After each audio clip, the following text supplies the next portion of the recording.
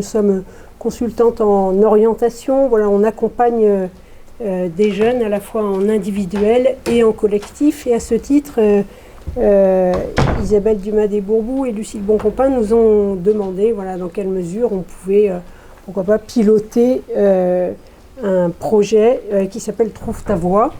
C'est un projet qui est né à l'ESSEC, au Centre d'égalité des chances de l'ESSEC, qui a mis au point un dispositif au départ qui était prévu pour les enfants de milieux, les jeunes de milieux populaires, pour accéder à une grande école.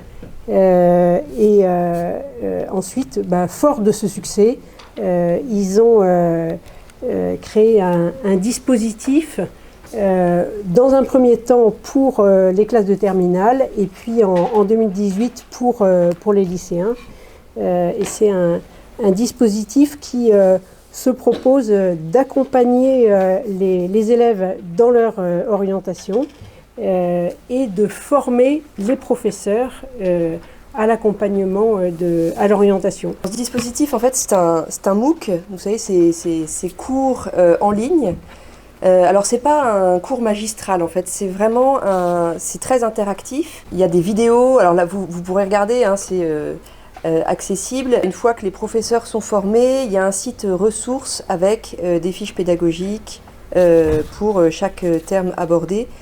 Donc, c'est 2 jours de formation pour les professeurs et puis après, des heures d'accompagnement personnalisé. L'objectif de ce dispositif, c'est de permettre au plus de jeunes possible de trouver leur voie et d'aller au plus loin de leurs capacités. On est en pleine refonte du projet d'établissement à Saint-Joseph. On a fait un diagnostic l'année dernière et cet outil présenté et proposé dans le cadre du suivi du Class Lab correspondait, du moins répondait à une attente et à un diagnostic du projet d'établissement sur l'axe de l'orientation, sur le travail qui a été fait sur l'orientation, c'est-à-dire comment mieux répondre,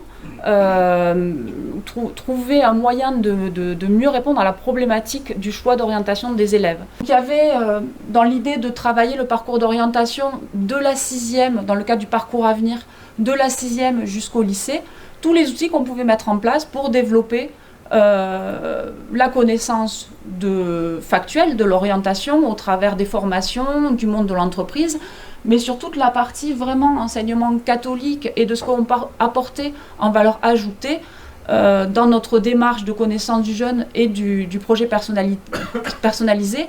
Qu'est-ce qu'on peut amener comme outil qui développe aussi la confiance en soi? Cet outil, on va l'utiliser, l'expérimenter, parce qu'il répond à un besoin et en même temps, l'idée c'est aussi de le faire évoluer. Parce que je pense qu'il y a aussi cette idée-là derrière, en amenant des réponses dans l'utilisation par rapport à notre public, c'est renvoyer à l'ESSEC aussi peut-être des idées pour faire évoluer cet outil en fonction des publics que nous avons en établissement lycée professionnel et collège. Oser expérimenter cet outil qui est proposé, c'est se dire si on peut l'utiliser, si on tente cette expérimentation, eh bien peut-être cet outil va pouvoir être utilisé, avoir un impact et va pouvoir être proposé dans d'autres classes et dans d'autres établissements. J'attends vraiment un outil concret qui pourrait m'aider pour accompagner mes élèves sur des orientations un peu plus personnalisées en fait, et choisies et vraiment accompagnées et qui donnent du sens aussi à mon métier, je trouve, parce que comme tous les enseignants vont dire comme moi, juste le diplôme c'est pas une fin en soi. Il faut vraiment qu'on puisse avoir derrière une idée de ce qu'ils vont faire. Et je trouve que cet outil a l'air en tout cas de répondre à mes attentes. Donc on a quand même auparavant mis en place un certain nombre de choses, notamment autour du module découverte professionnelle, et on s'appuie beaucoup sur les compétences qui sont à travailler à travers ce module. Cet outil-là, du coup clé en main, nous paraît aussi intéressant et puis peut-être encore plus motivant pour les jeunes. Pour nous, ce besoin de sens, il est tout simplement de découvrir auprès de nos jeunes qui nous sont confiés, dans les 40 000 jeunes de l'enseignement catholique de Gironde, de les aider, de les accompagner, de leur donner la possibilité de tracer un chemin de vie qui ne soit pas seulement imposé par des conditionnements économiques ou les urgences tout simplement de gagner sa vie, mais véritablement de s'épanouir. Comment est-ce qu'on s'épanouit dans le job qu'on a? Eh bien, c'est que lorsqu'on réussit véritablement à vivre quelque chose de grand, quelque chose de beau, quelque chose de vrai.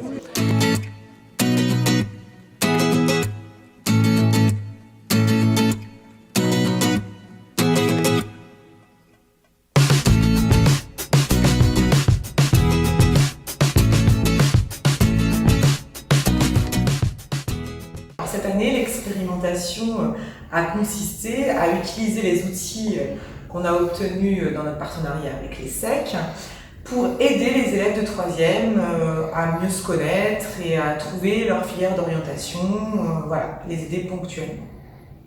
On a utilisé les vidéos en fonction de leurs besoins et en fonction des moments de l'année. Alors une séance est constituée de vidéos et de fiches d'animation fournies par l'ESSEC aux professeurs. On va utiliser ces vidéos qui ne sont pas vraiment des vidéos de contenu, mais plutôt des questions qui sont posées. Et on va débattre avec les élèves sous forme d'activités différentes, souvent avec le numérique, puisque c'est un des objets. Ce que moi j'ai trouvé très intéressant, c'est qu'en fait les vidéos synthétisaient les différentes informations qu'on avait pu leur apporter au cours de l'année, en fonction des séquences, en fonction des cours, en fonction des enseignants. Si je prends un exemple, je suis professeur de français et nous travaillons dans toutes les séquences l'analyse de l'image. Or, nous avons conclu cette année avec les vidéos de l'ESSEC sur comment vérifier la véracité des informations et comment exploiter les images qu'on pouvait trouver sur Internet. Et finalement, la vidéo a très bien synthétisé tout ce qu'on avait vu au cours de l'année. Les professeurs qui sont venus avec moi à la formation Trouve ta voix en sont sortis très enthousiastes. Donc cette année, on l'a fait à 2 et l'année prochaine, on va essayer de... On a la dernière réunion pédagogique là bientôt, en début de semaine prochaine, et je vais présenter l'outil à tout le monde, pas seulement ceux qui étaient avec moi, pour essayer de voir si on peut générer des envies et mettre les vidéos à disposition de tout le monde.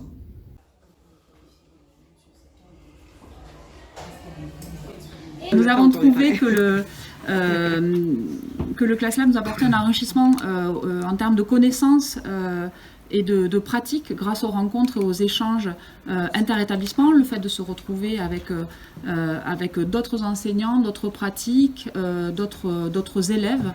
Voilà, cette partie-là était intéressante. Les questions qui subsistent sur une expérimentation pluri-établissement, c'est-à-dire que là nous travaillons tous plusieurs intervenants d'établissements hors établissement. Donc en groupe ça se passe très bien. Mais quand nous rentrons sur nos établissements, soit il y a une équipe déjà constituée qui est forte, soit nous nous retrouvons un peu isolés. Et pour l'instant, la question c'est comment élargir sur son établissement la mise en œuvre du projet, comment prendre du recul par rapport à la mise en place de ce projet lorsqu'on est tout seul sur son établissement, à essayer de le mettre en place, le diffuser par rapport au projet d'établissement.